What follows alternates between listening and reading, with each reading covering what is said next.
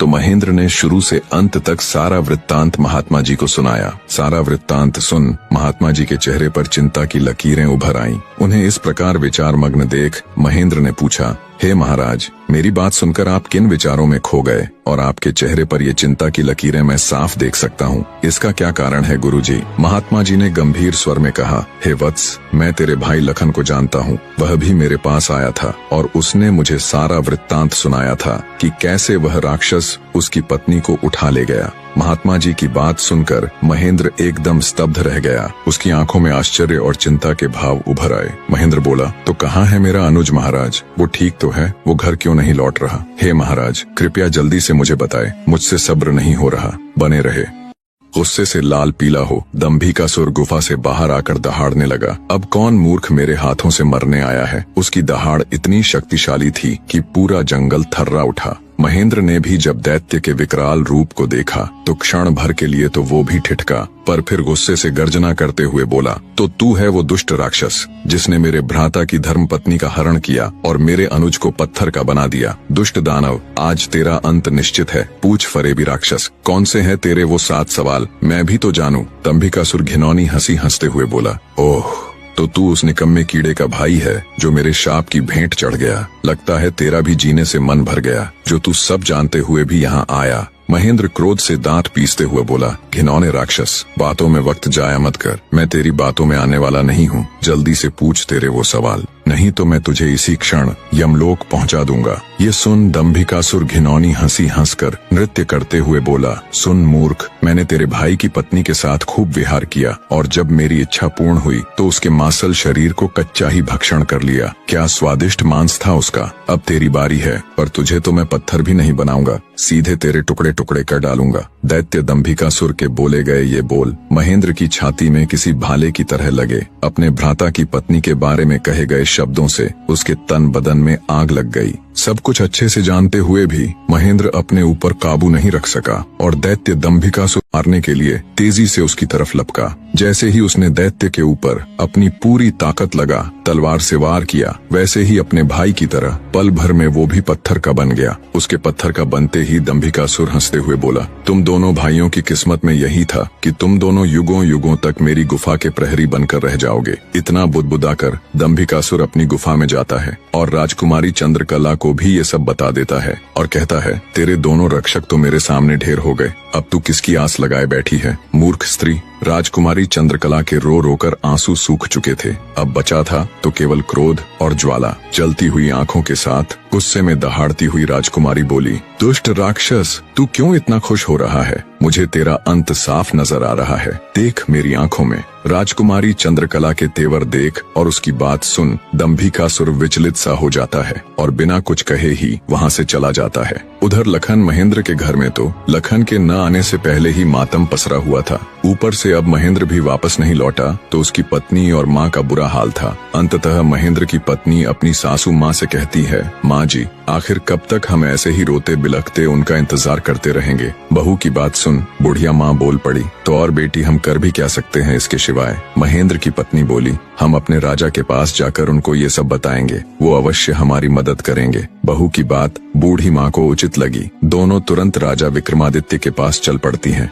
दुखियारी बूढ़ी माँ अपनी बहू को साथ ले राजा विक्रमादित्य के महल की तरफ चल पड़ती है। जब वे दोनों राजमहल के द्वार पर पहुँचे तो पहरेदार उन्हें रोक लेते हैं। तब बुढ़िया माई बोली, बेटा, हम बहुत दुखियारे हैं और बड़ी आस लगाकर महाराज के पास आए हैं। हमारा उनसे मिलना बहुत जरूरी है। उन्हें कुछ देर वहाँ रुकने के लिए कहकर उनमें से एक सिपाही राजमहल के अंदर महाराज विक्रमादित्य के पास जाता है और उन्हें बताता है। राजा विक्रमादित्य बोले, उन्हें तुरंत सम्मान सहित यहाँ ले आओ। जब बुढ़िया और उसकी बहू दरबार में आए तो राजा विक्रमादित्य ने पूछा, कहो माई, क्या तकलीफ है तुम्हें? तब बुढ़िया आंखों में अश्रु लिए अपने साथ बीती सारी घटना महाराज विक्रमादित्य को कह सुनाती है और कहती है, महाराज, अब आप ही हमारी आखिरी उम्मीद हो, हमारी मदद कीजिए राजन। राजा विक्रमादित्य अपने राज्य में घटी इस दुखद घटना से बिल्कुल अनजान थे। बुढ़िया माँ के द्वारा जब उन्हें पता लगता है तो वो थोड़े चिंतित हो जाते हैं और कहते हैं, आप बिल्कुल भी चिंता मत कीजिए माई, आपके बेटे जहाँ कहीं भी होंगे मैं उन्हें खोजकर आप तक सही सलामत लाने की पूरी कोशिश करूंगा।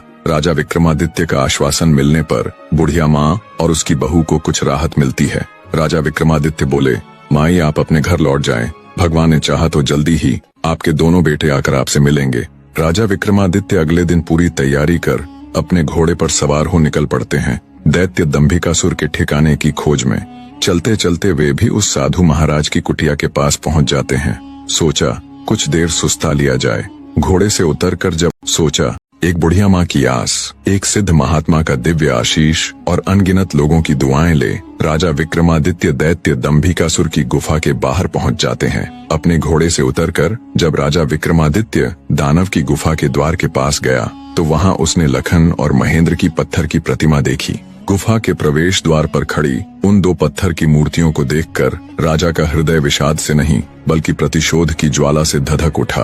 राजा विक्रमादित्य ने गुफा के मुख पर खड़े होकर ऐसी भीषण गर्जना की कि पहाड़ की चट्टानें तक कांप उठीं। उठ कपटी राक्षस, तेरे अत्याचारों का हिसाब चुकता करने विक्रमादित्य आया है। जब राजा विक्रमादित्य की गर्जना भरी ललकार दैत्य दंभिकासुर के कानों में पड़ी तो वो सक पकाकर आंखों में क्रोधाग्नि लिए दहाड़ता हुआ गुफा से बाहर आता है और कहता है, आज कौन मूर्ख मेरे हाथों से मरने आया है? आज कौन सा कीड़ा, कौन धरती का बोझ है जो दंभिकासुर को ललकार रहा है?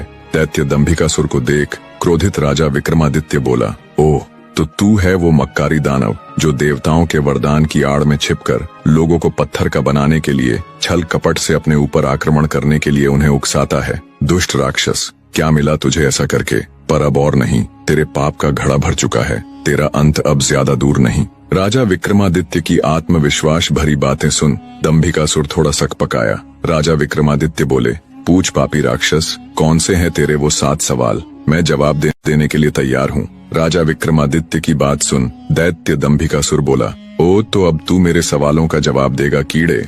अगर तुझ में हिम्मत है तो मुझसे मुकाबला कर। तेरे जैसे कीड़े को तो मैं चुटकियों में मसल कर रख दूंगा। बड़ा आया मेरे सवालों का जवाब देने। दैत्य दंभिकासुर ऐसी ऐसी बातें करके राजा विक्रमादित्य को भी उकसाना चाहता था ताकि वे भी अपना आपा खोकर उस पर हमला करे और पत्थर के बन जाए। पर राजा विक्रमादित्य तो राजा विक्रमादित्य थे।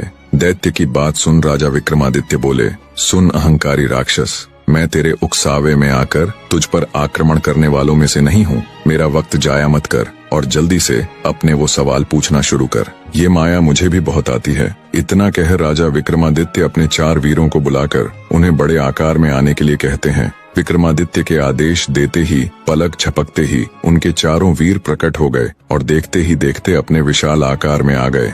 ये देख दैत्य दंभिकासुर ठिठक जाता है। जिंदगी में पहली बार उसे डर का एहसास हुआ। अगले ही पल राजा विक्रमादित्य चुटकी बजा अपने 4 वीरों को गायब कर देते हैं और दैत्य से कहते हैं, अगर मेरी ताकत और माया का छोटा सा नमूना देख लिया हो तो अब बिना वक्त बर्बाद किए अपने सवाल पूछने शुरू कर कपटी दानव। सब देख और सुन दानव विचार करता है कि अब तो कोई चारा नहीं, ये मेरे बहकावे में आने वाला नहीं है। वो अपनी गुत्थी सुनाना शुरू करता है। तो सुनो राजा, मदन और रतन 2 जिगरी दोस्त थे। एक बार व्यापार के सिलसिले में दोनों प्रदेश गए हुए थे। अच्छा खासा लाभ लेकर जब दोनों मित्र वापस घर लौट रहे थे तो रास्ते में उन्हें एक अति सुंदर स्त्री दिखाई दी, जिसको देखते ही दोनों उस पर मुग्ध हो गए। उससे पूछा, तुम कौन हो सुंदरी, और यहाँ जंगल ब्याबान में अकेली क्या कर रही हो? तब उस स्त्री ने बताया कि वह अपने घर से अपने पति के साथ अपनी ससुराल लौट रही थी। तब रास्ते में कुछ डाकुओं ने उन्हें लूटकर उसके पति की हत्या कर दी और सारा धन लेकर फरार हो गए। बस तभी से वो इस जंगल में भटक रही है। तब मदन बोला, हे देवी, तुम चिंता मत करो, हम तुम्हें सही सलामत तुम्हारे घर छोड़ देंगे। मदन की बात सुन स्त्री रुदन करती हुई बोली, नहीं, मैं अब ना तो अपने घर जाऊंगी और ना ही अपनी ससुराल, क्योंकि सब मुझे ही अभागन और कुलटा समझेंगे। इससे अच्छा तो मैं यही अपने प्राण त्याग दूंगी। स्त्री की बात सुन मदन और रतन उसे आपसी सहमति से अपने साथ लेकर चल पड़े। रास्ते में उन दोनों ने विचार किया कि अब इस स्त्री का क्या किया जाए। क्या फिर से इसका विवाह कर दे या फिर हम दोनों में से ही कोई एक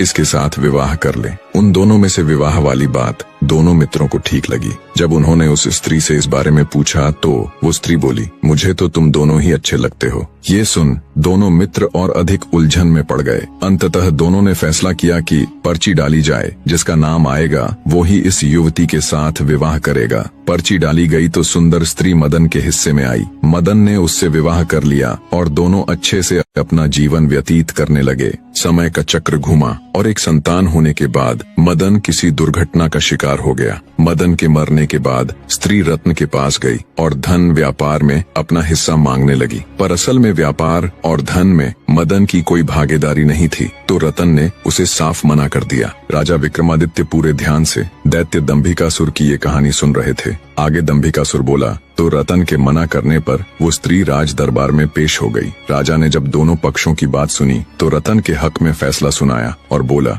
रतन की दौलत में स्त्री का कोई हक नहीं है। इतनी कहानी कह दैत्य दंभिकासुर राजा विक्रमादित्य से बोला, बता क्या उस राजा का फैसला सही था? दैत्य की बात सुन राजा विक्रमादित्य हल्के से मुस्कुराते हुए बोले, नहीं, अगर मैं उस राजा की जगह होता तो मैं निर्णय लेता कि उस स्त्री को रतन की दौलत में से हक मिलना चाहिए। दैत्य बोला, ऐसा क्यों? राजा विक्रमादित्य बोले, भले ही मदन के भाग में वो स्त्री पर्ची पर उसका नाम आने से आई थी, पर एक प्रकार से वह संपत्ति तो दोनों की ही बराबर थी, इसलिए उस स्त्री को बिल्कुल उत्तराधिकार है रत्न की संपत्ति में हिस्सा मांगने का। राजा विक्रमादित्य की बात सुन दैत्य पूरी तरह उनके जवाब से संतुष्ट होता हुआ बोला, तुमने बिल्कुल ठीक कहा, तुम्हारा फैसला वाकई में उचित होता। आगे दैत्य दंभिकासुर बोला, पर ज्यादा खुश होने की जरूरत नहीं, अभी मेरे 6 सवाल और बाकी हैं। राजा विक्रमादित्य बोले, पूछो दुष्ट राक्षस, मैं तुम्हारे सवालों का जवाब देने ही यहाँ आया हूँ। दैत्य दंभिकासुर थोड़ा हिचकिचाकर बोला, तो सुनो राजा,